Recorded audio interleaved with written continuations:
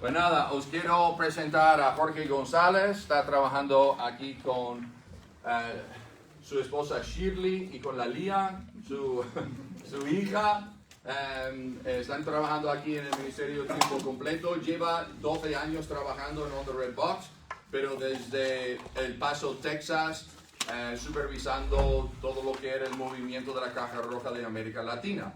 Pero ya le hemos arrancado de Gringolandia y le hemos invitado a que se uniera al equipo de aquí y unir fuerzas, y le he pedido que explicara esto, pero con más detalle, a las 4 columnas. Adelante, Jordan. Gracias, Jacob.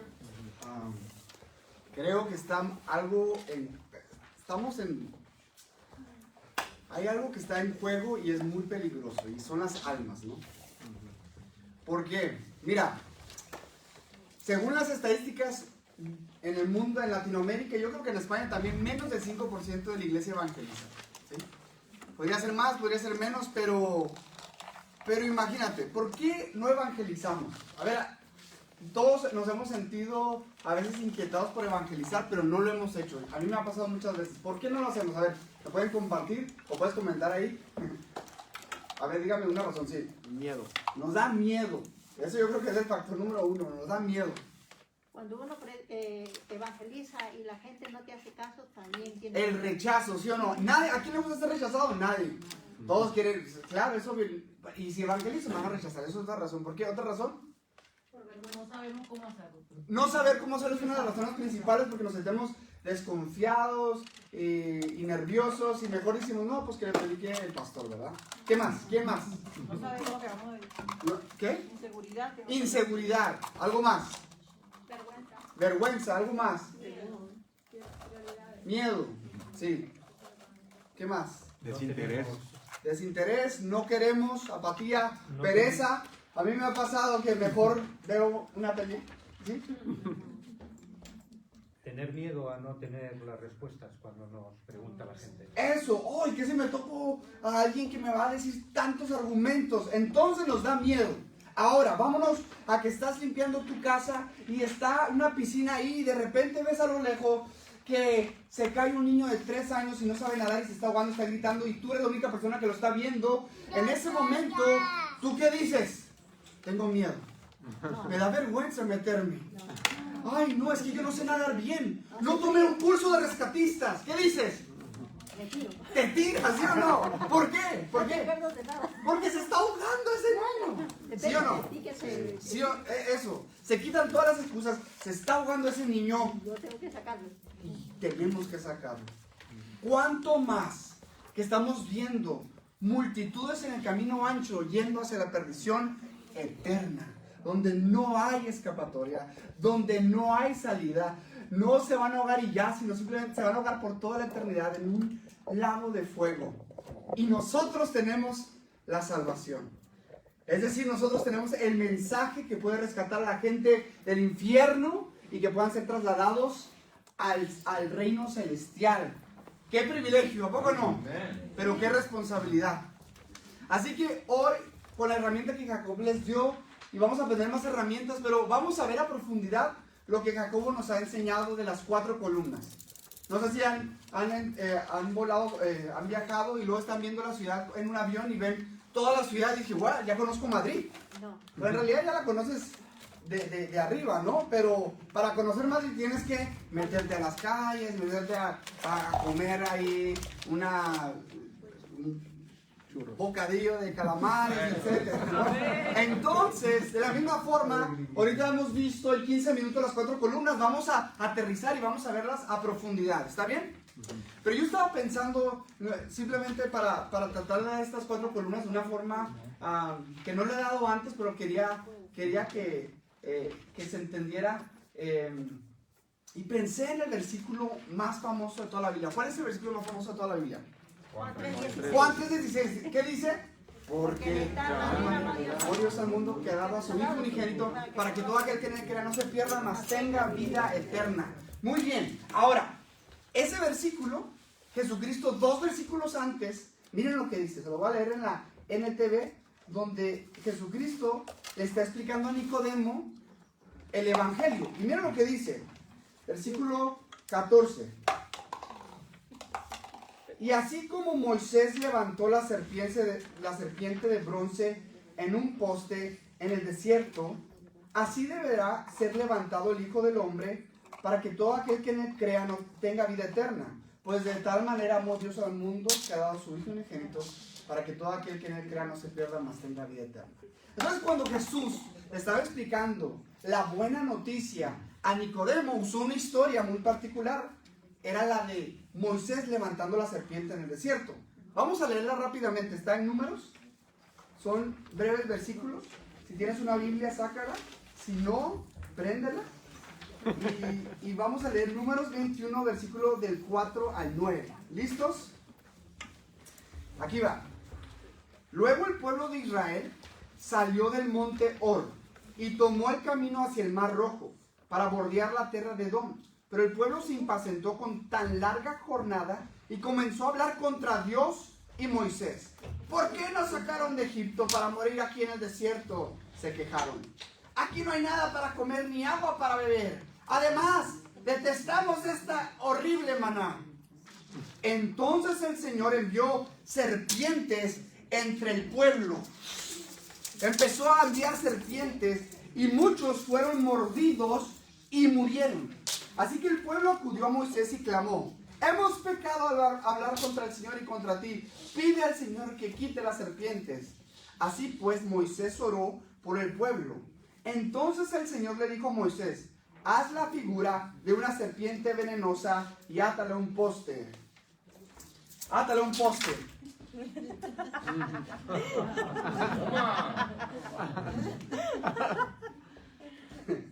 Todos los que sean mordidos vivirán, tan solo con mirar la serpiente. Así que Moisés hizo una serpiente de bronce y la ató a un poste. Entonces los que eran mordidos por una serpiente miraban la serpiente de bronce y sanaban. Israel, me ayuda rápidamente nomás para sostener esta serpiente por un segundo. Aquí está mi Aarón, yo soy Moisés, ¿no? ¿Y qué pasó? A ver, vamos a estudiar esta historia brevemente. ¿Qué pasó? La historia, ¿qué sucedió? El pueblo de Israel, ¿qué hizo? Pecó. Sí, pecó. Tenía un problema, el pecado. ¿Y porque pecó, cuál fue la consecuencia? Sí, las serpientes. Y empezaron a picar. Empezaron a picar a la gente y por lo tanto hubo consecuencias. ¿Qué pasó? Murieron. Empezaron a morir mucha gente, mucha gente. Entonces ellos respondieron: Moisés, perdón, haz algo. Entonces Dios le da algo súper raro. Si han leído la historia, es súper rara. Haz una serpiente de bronce y átala a un poste. Y los que la vean, ¿qué? ¿Nomás verla? O sea, haz una serpiente de bronce y vela y ya, queda sano. ¿A poco no está sorprendente esa historia? Espera, no tengo que tocarla, no. No tienes que hacer algo mágico, inclinarte y arrodillarte en el desierto y decir: ¿por qué he pecado? No, mirarla. Y dice que los que la miraron fueron sanados así. Entonces Dios proveyó una solución. ¿Cuál era la solución? Mirarla. Levantar esta serpiente. ¿Y cómo debíamos de responder? Nosotros mirándola. Este es el llamado, ¿no? O la respuesta.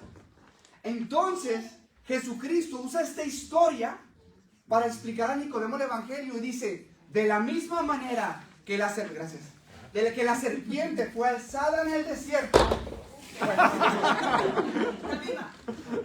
de la misma manera que la serpiente fue atada en el desierto, alzada en el desierto, así tiene que ser alzado el Hijo del Hombre. Y todos los que, y luego Jesús no dijo todos los que vean a Cristo, sino todos los que crean. Porque creer es ver a Cristo espiritualmente hablando y creer y confiar en lo que Él hizo en la cruz. ¿Sí? Entonces, hoy vamos a ver las 4 columnas a la luz de esta historia. Este es el problema. Este es el gran problema que tenemos. El gran problema que tenemos es de que el mundo está lleno de pecado. ¿Sí? Está lleno de pecado. Está lleno de maldad. Y por consecuencia, todos merecemos ir al infierno, al lago de fuego eterno. Ahora, el problema que tenemos nosotros como creyentes, al ver a los perdidos en la calle, tus familiares, es que tú sabes que ellos están perdidos y tú sabes que van al rumbo al infierno, pero ¿cuál es el problema? ¿Ellos qué? No les importa. No lo saben y no les importa. Es más, ellos se creen que buena persona. En Proverbios 16:2 dice que todas las personas proclaman su propia bondad. La mayoría de la gente está ciega. Dice Romanos 3 que no hay quien busque a Dios. Todos se desviaron. Cada ser humano está cegado y cree que es buena gente. Ahora, reconocen que han pecado, pero su pecado no es tan grave. Sí, una mentirilla. Pero la vecina. ¿Sí? Malo Hitler. Malo el Barça, ¿no? Dice, ¿no? Bueno, el Real Madrid no se defendiendo. Pero malo yo, no. Entonces el problema que tenemos es de que las personas sabemos que han pecado y hay una consecuencia que es el infierno, pero están cegadas. Y tú y yo estamos aquí para capacitarnos, para ver qué herramientas nos ha dado Dios para que esas personas puedan ver su propio mal, su pecado, para que puedan ver que la serpiente les ha picado. ¿Está bien? ¿Y qué nos ha dado Dios? La ley. Y esta es la primera columna. La ley. ¿Sí? Vamos a hablar de 4 columnas. La primera es la ley. Cuando hablamos de la ley, estamos hablando de los mandamientos, de los 10 mandamientos. ¿Sí? No matarás, no robarás, no cometerás adulterio. ¿Sí? ¿Y por qué Dios nos ha dado la ley? Porque toda la gente cree que está limpia en su propio entendimiento, pero cada mañana al despertar, ¿qué es lo que todos necesitamos? Aquí está mi objeto. ¿Qué es lo que todos necesitamos cuando nos levantamos, nos despertamos? Un espejo. Si alguien de aquí vino aquí sin verse el espejo, se nota. ¿Sí? Les voy a contar una historia, nunca la he contado, mi esposa no la sabe. Recuerdo una vez que fui de España a Estados Unidos y tuve un transbordo en Chicago. Entonces dije, no conozco Chicago. Tuve 10 horas de transbordo, entonces dije, voy a pasear. Entonces me pasé por todo Chicago, me tomé fotos y hablé con gente y todo. Cuando llego al paso estoy viendo las fotos y ¿qué creen que tenía? Un moco así, verde, feo. ¿Y sabes qué? Nadie me dijo. Pero lo pude haber evitado. ¿Cómo? Viendo un espejo. Tú no quieres estar con ese moco en tu vida. Pero la gente está llena de mocos. Pero es peor que mocos. Es pecado. Y nos va a llevar a una condenación eterna. Entonces Dios nos ha regalado la ley como un espejo para que puedan ver su condición. Entonces la ley tiene esa función. Dice Romanos 3:20 que por medio de la ley es el conocimiento del pecado. ¿Sí? De hecho, la ley, dice Gálatas 3:24, la ley es nuestro guía, nuestro maestro que nos lleva a Cristo. Yo les pregunto, ¿la ley, cumplir la ley nos salva? ¿Sí o no? No. Pero nos muestra que necesitamos un Salvador. ¿Sí ven la diferencia? Sí. El legalismo dice, cumple los mandamientos. Todas las religiones te dicen, cumple. Nosotros no estamos diciendo eso. Nosotros estamos diciendo, por medio de la ley es el conocimiento del pecado. Y Jesús lo hizo, Jesús lo utilizó. ¿Se acuerdan que el joven rico se creía bueno? Y dijo, maestro, bueno, ¿qué tengo que hacer para heredar la vida eterna? Y Jesús le dijo, bueno, soy Dios. Y dice, si quieres heredar la vida eterna, ¿qué le dijo? Acéptame en tu corazón. ¿Le dijo eso? No. Le dijo, haz esta oración o haz esto. O... Es más, ni siquiera le dijo en ese momento, arrepiéntete. Nada. ¿Qué le dijo? Guarda los mandamientos. Guárdalo. ¿Por qué? Porque el joven rico, ¿qué se creía? Buena persona. Y Jesús vio todos los mocos y dijo, mira, no mentirás, no robarás. Y él, mira, lo ve y estaba tan ciego que dice, todo lo he guardado desde mi juventud. Y Jesús, ¿no lo estás viendo? Bueno, Jesús, que conoce los pensamientos y las intenciones del corazón, dice, vende todo lo que tienes, dale a los pobres y sígueme. ¡Pum! El primer mandamiento. ¿Cuál es? no tendrás dioses ajenos. ¿Y cuál es el Dios de este joven? La riqueza. Entonces, la ley Jesús lo usó y nosotros la debemos usar. Porque por medio de la ley es el conocimiento del pecado. Entonces, la ley lo que hace es que nos muestra nuestro estado. Vamos a hablar un poco de las malas noticias, de qué es lo que la ley nos muestra. La ley nos muestra que somos pecadores. Todos hemos pecado. Todos hemos pecado. Y mira, esto es muy triste, porque en el día del juicio, dice la Biblia que Dios va a abrir los libros. Y va a abrir el libro de Kevin, de Juan, de Israel, de Susi. Va a abrir el libro de no sé, Olga. Va a abrir los libros y va a decir, a ver, aquí dice cuándo naciste. Primer día, ya pecó.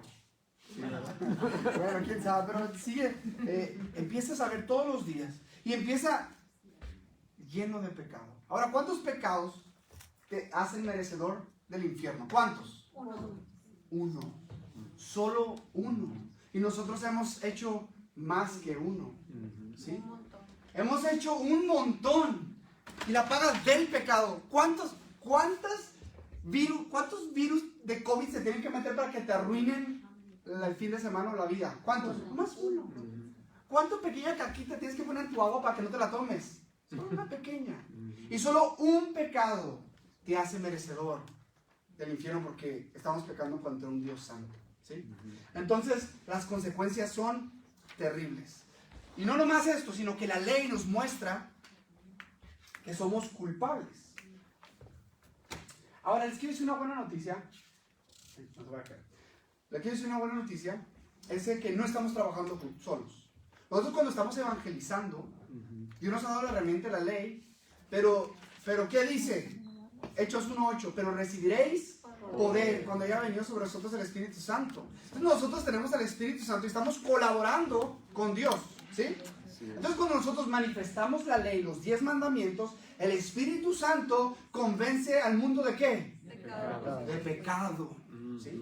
Entonces, no es de que nosotros no estamos condenando absolutamente a nadie. ¿Por qué? No tenemos la capacidad. Así es. Nosotros simplemente estamos manifestando su estado de condenación. Es como cuando está todo oscuro, abres la cortina de la ventana, entra un rayo de luz y de repente ves mucho polvo. ¿Han visto eso? ¿La luz creó al polvo? No. Manifestó que está ahí. Entonces, cuando nosotros usamos la ley, básicamente es como un rayo de luz al corazón y se dan cuenta de que está lleno del polvo del pecado. Entonces, es lo que hace la ley: nos muestra nuestro pecado, nos muestra nuestra culpabilidad. ¿Cómo? Dios es pues justo y va a abrir el libro de nuestras vidas y va a ver que está lleno de pecado, lleno de suciedad. Entonces, ¿cuánta suciedad puede entrar al cielo? Ni una. Miren, madres, ustedes no dejarían a su hijo entrar a la casa lleno de popó de perro, ¿sí o no? Ay, mamá, pero nomás un poquito de popó, acabo de limpiar. No, claro que no, límpiese afuera, ¿sí o no? ¿Y por qué? ¿Por qué tenemos ese amor por la limpieza? Porque estamos diseñados, somos hechos a la imagen y semejanza de Dios. Y Dios, que es puro y santo en todos los sentidos, no hay ni una sola suciedad en el cielo, ni un solo pecado. Por lo tanto, no pueden entrar, ¿no? Entonces, otra cosa que nos manifiesta la ley es de que estamos sucios delante de Dios. ¿Sí? Estamos sucios. Entonces, la ley nos muestra que somos pecadores, culpables, sucios. Y no nomás eso. Bueno, déjame usar aquí esto. Al cielo con nuestra suciedad. Imagínate estar ahí en la puerta del cielo y decirle: Dios, por favor, déjame entrar. Nomás tengo esta popó. Mira, esto fue hace mucho tiempo. Porque me da risa cuando evangelizamos que ¿ha robado? Sí, cuando era niño. Pues sí, pero ahí está. No, eso pasó hace 15 años. No, pues ahí está. Está sucio. Qué asco. Dios es santo. Mira, la otra estaba leyendo Levítico y estaba muy interesante porque para entrar al tabernáculo, que es santo, no podía entrar nada, no podías tocar lo inmundo, nada, porque Dios es tan santo que si entra lo inmundo caías muerto. ¿Sí? Pero esto simplemente era una sombra de lo que había venido. Y en el cielo no entra nada sucio, nada inmundo. Y la mala noticia es de que todos estamos inmundos. Todos estamos sucios, llenos de maldad, llenos de pecado. Y no nomás esto, sino que la ley que es el ayo que nos lleva a Cristo, que es el espejo que nos muestra el conocimiento del pecado, es que nos muestra que estamos muertos en nuestros delitos y pecados. Miren, aquí tengo a mi amigo Henry. Y mi amigo Henry se parece a la mayoría de la gente que hay en el planeta. ¿Por qué? Porque la mayoría de la gente, ¿sí han visto películas de zombies ustedes? ¿Sí? ¿Qué son zombies? Muertos en vida. O sea, están así, pero están muertos, pero vivos. Es algo raro, ¿no?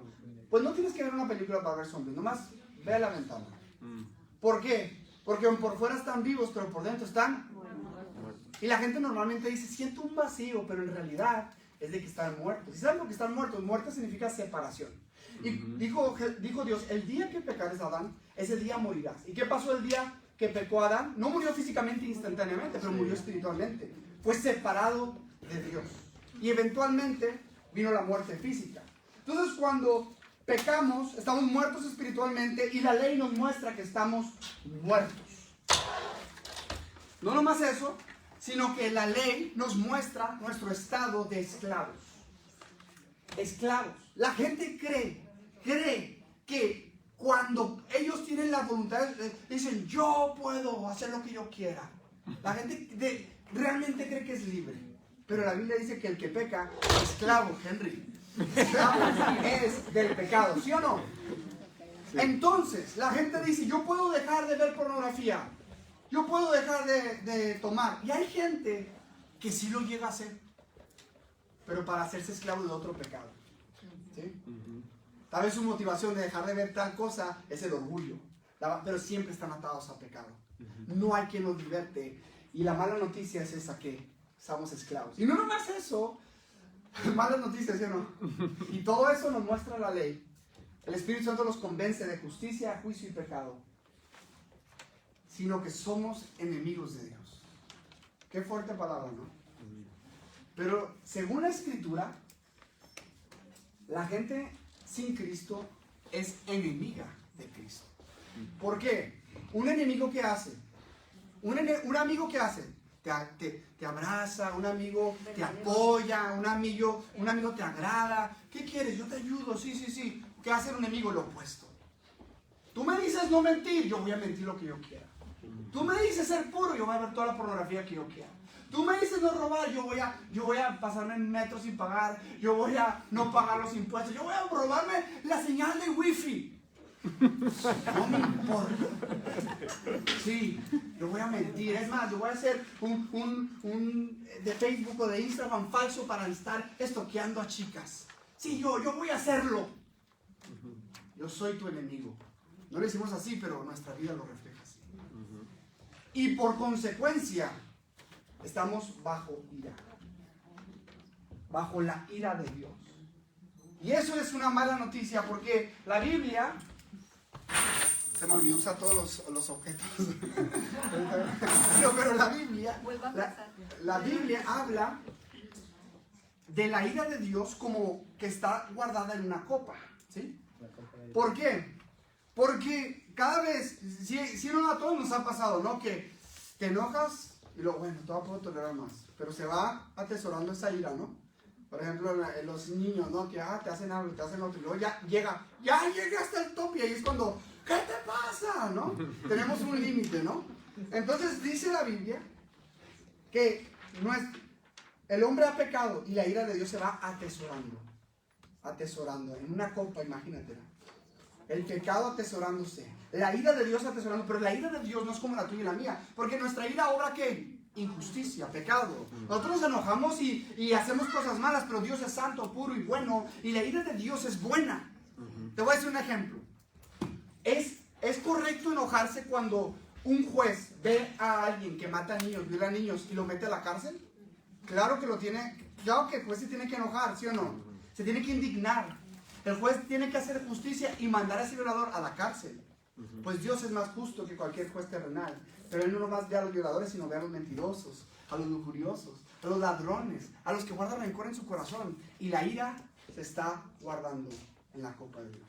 Entonces, estas son las malas noticias. Pecador, culpable, sucio, y la ley nos muestra eso. Ahora, en la historia, picó la serpiente. ¿Y cuál era la consecuencia? La La muerte. Entonces, vamos a hablar, la segunda columna, hablamos de las consecuencias, es decir, la eternidad. La eternidad. La eternidad. Nosotros, cuando hablamos, primero hablamos de la ley y luego hablamos de la eternidad. Y cuando hablamos de la eternidad, básicamente hablamos de 4 cosas. Y estas son las 4 cosas que hablamos cuando hablamos de la eternidad. Ok, hemos mentido, hemos robado, hemos adulterado. La persona, el Espíritu Santo trae convicción de pecado. Y la gente dice, sí, yo lo he hecho. Y se siente mal por su pecado. Pero ahí no acaba la cosa. Ok, te sientes mal por tu pecado, pero si sabes cuál es la consecuencia de ese pecado. Y las personas, curiosamente, saben que la consecuencia es la muerte. Cuando hablamos de la eternidad, hablamos de muerte. Todos vamos un día a morir. Y después de la muerte hay un juicio. Y en ese juicio se nos va a juzgar por todo lo que hemos hecho. Y Dios nos va a mandar ya sea al cielo o al infierno. Ahora aquí, cuando hablamos del juicio, cuando hablamos de la eternidad, tenemos que ser muy compasivos. Dice la Biblia que debemos de corregir con misericordia y verdad. Estas son verdades muy profundas, muy fuertes, pero debemos de ser muy misericordiosos al hablar de ellas. Sin embargo, tenemos que hablar de ellas, ¿sí? Tenemos que hablar de ellas. Yo he visto el mal ejemplo de a veces predicadores que predican el infierno como que se les estuviera dando gusto predicar el infierno, ¿sí? Entonces, ¿cuál es la reacción? Yo no quiero predicar el infierno. Pero porque un doctor opere mal, ¿ya no vas a ir al doctor? No. Entonces, de la misma forma, ¿quién es la persona en la Biblia que más habló del infierno? Jesucristo. Entonces tenemos que hablar con mucha misericordia, pero tenemos que alertar a la gente de ahí, ¿sí? De escribir eso. Entonces, hablamos de la eternidad, hablamos de la ley, hablamos de la eternidad. Y esto es lo guay, esto es lo bueno de esto. A ver, la pregunta que a veces surge es, pero ¿cómo evangeliza un musulmán? ¿Cómo evangeliza un mormón? ¿Cómo evangeliza un testigo de Jehová? ¿Cómo? Y no cambia. ¿Por qué? Porque todas las personas en todo el mundo tenemos la ley y la eternidad escrita en el corazón. ¿Sí? Dice Romanos 2.15 que Dios ha escrito la ley en nuestro corazón. Y dice Eclesiastés 3.11 que Dios ha puesto la eternidad en nuestro corazón. De modo que no tienes que saber toda la teología del mundo, pero sabes que Dios ha puesto 2 cosas en el corazón del hombre, que es la ley y la eternidad. ¿Y a dónde vamos a apuntar? Al corazón, ¿sí? Cuando evangelizamos. ¿Muy bien? Ok. Entonces ya hablamos de la ley, hablamos de la eternidad. Estamos llenos de estos problemas, ¿no? Pero ¿qué es lo que hizo Dios? ¿Qué le dijo Moisés a Dios que tenía que hacer para que fueran sanados el pueblo de Israel? La serpiente. Y Jesús dijo que así como la serpiente fue levantada, así Jesús tenía que ser levantado. Y aquí es lo hermoso del Evangelio. Y es la 4ª columna, que es lo que Jesús hizo en la cruz. A ver, voy a modificar esto.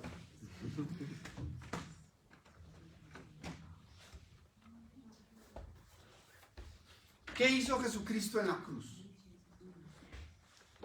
Miren, aquí es nuestra tarea como evangelizadores, es explicar qué es lo que Jesús hizo en la cruz. Ya la gente sabe que ha pecado, ya sabe que merece ir al infierno por su pecado. El Espíritu Santo nos está convenciendo, no tú. Ahora les debemos levantar la serpiente, pero en este caso debemos de hablar de lo que Jesucristo ha hecho, para que las personas puedan verlo con sus ojos espirituales, creer y sean salvos. Entonces es importante que nosotros entendamos qué pasó en la cruz del Calvario. ¿Amén?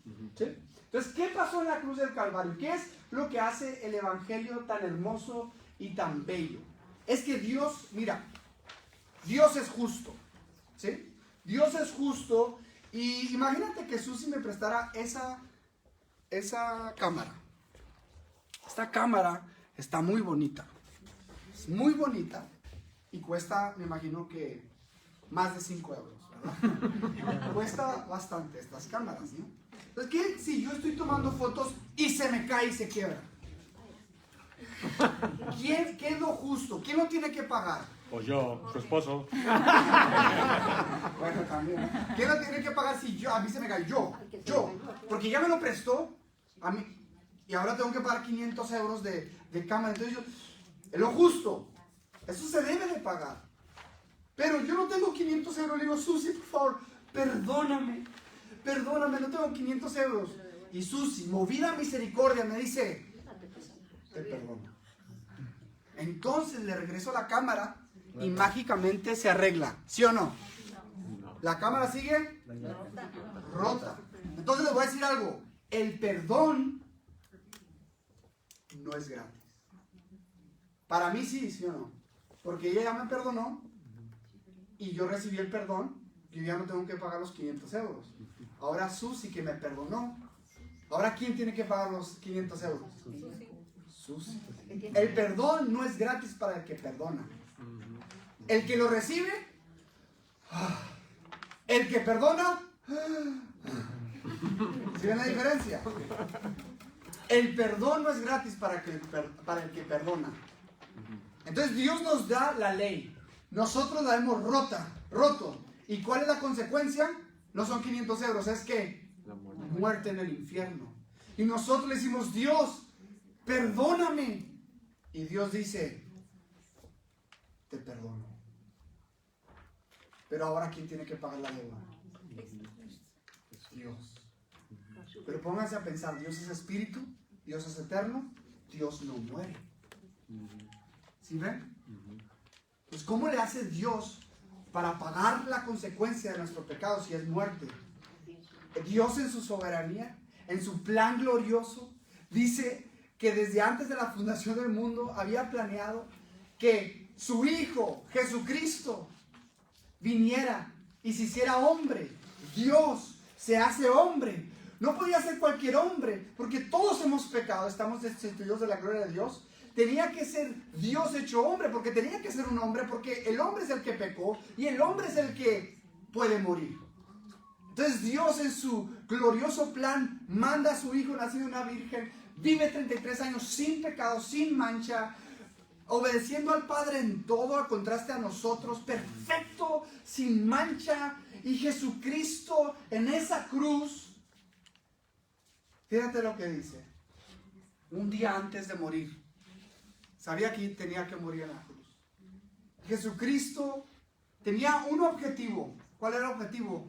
Agradar al Padre. Agradar al Padre. A diferencia de nosotros que nos hemos hecho enemigos de Dios, esclavos del pecado, Jesucristo decía, no se haga mi voluntad, sino la tuya. Y el Padre guardó silencio. Mira, a mí me impacta mucho esto porque, ¿se acuerdan de Abraham que iba a sacrificar a Isaac? Sí. Y ahí está a punto de sacrificar a Isaac. ¿Y qué escucha Abraham? La buena noticia. No lo sacrifiques. Aquí hay un cordero. Pero ahora el Padre va a derramar su ira sobre el Hijo. Pero ahora no escuchó ningún ángel que dijera, no lo sacrifiques. Aquí hay un cordero. ¿Por qué? Porque no había otro cordero. Él era el cordero que quita el pecado del mundo. Amén. Y en la cruz del Calvario, Jesucristo tomó todo lo que nos esclaviza, toda nuestra suciedad, todas estas malas noticias, todo, Jesucristo lo toma en la cruz del Calvario. Y Jesucristo, fíjate lo que pasa, toda su vida, si tú lees los evangelios, siempre se refiere a Dios como Padre. Pero en esta ocasión es la única vez donde dice, Dios mío, ¿por qué me has desamparado? Porque en ese momento, al que no conoció pecado, por nosotros lo hizo pecado, para que nosotros fuésemos hechos justicia de Dios en él. Y Cristo en esa cruz tomó la copa de ira, pagó el precio. Qué fuerte, ¿no? Eso es el sacrificio de Cristo. Eso es alzar la serpiente de bronce en el desierto. Pero no termina ahí, sino que al tercer día Cristo pagó la deuda. Dice, la muerte no pudo retenerlo.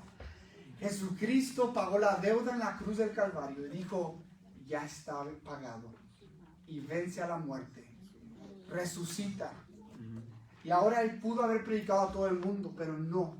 En su soberanía Dios dice a sus discípulos, ahora ustedes vayan y proclamen este mensaje. Ahora ustedes vayan y levanten la serpiente de bronce en cada nación. En Madrid, con sus vecinos, con sus amigos. Levanten, expliquen la cruz de tal forma que la gente lo pueda ver. Y el Espíritu Santo los va a convencer. Y algunos, no todos, pero algunos van a mirar y van a ser sanos. Amén. Amén.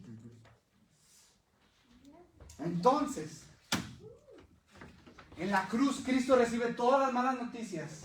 Y ahora resucita. Y ahora nos da perdón. Jesucristo toma la culpabilidad de nosotros en la cruz y ahora somos inocentes. Ya no hay pecado en los que confían en Cristo. Ya Jesucristo va a ver tu libro y va a estar blanco. O sea, no va a haber nada de mancha porque Cristo la tomó por ti. Jesucristo tomó toda tu suciedad y ahora te da una vestimenta limpia. Limpia. Y esto es algo hermoso porque, sí o no, muchas veces nos sentimos indignos, sucios. Pero nosotros debemos, como creyentes, creer lo que la Biblia dice. Somos santos y sin mancha delante del amor. Somos puros. No porque nosotros seamos muy buenos, sino porque hemos visto a Cristo. Y luego, ahora Cristo ha resucitado. Y ahora ya no estamos muertos, sino tenemos al Espíritu Santo que nos ha dado vida de nuevo. Y ahora podemos ver como Él ve, podemos amar, podemos ser humildes, podemos ser pacientes. ¿Por qué? Porque ya no somos muertos, sino vivos. Y ahora ya no somos, sí, muerto. Y luego ya no somos esclavos del pecado. Ahora podemos dejar todo pecado. Todo pecado. Somos libres para vivir sin mancha, sin pecado. Antes éramos enemigos, ahora lo mejor de la cruz es de que ahora podemos tener una amistad completa con Él. Yo te quiero animar, creyente. ¿Estamos aprovechando lo más hermoso de la cruz? Así es. Que podamos tener esa amistad con Él, esa relación diaria con Él. Sí. Esa es una buena noticia. Y la última, ya no estamos bajo ira, sino que Cristo recibió la ira y ahora somos amados. Esta doctrina se llama propiciación, ¿no? Que Cristo recibió la ira y ahora somos amados.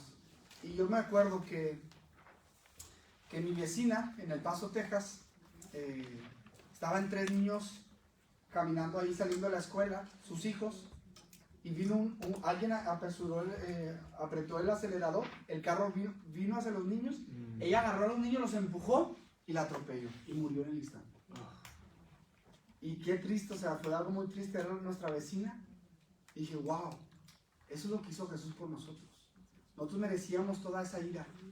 Y Cristo la agarró y recibió la ira que tú y yo merecimos. Eso es la buena noticia. Tuvo un costo y fue la muerte del Hijo de Dios. Ahora, como dijo Jacobo, ¿todos vamos a ir al cielo?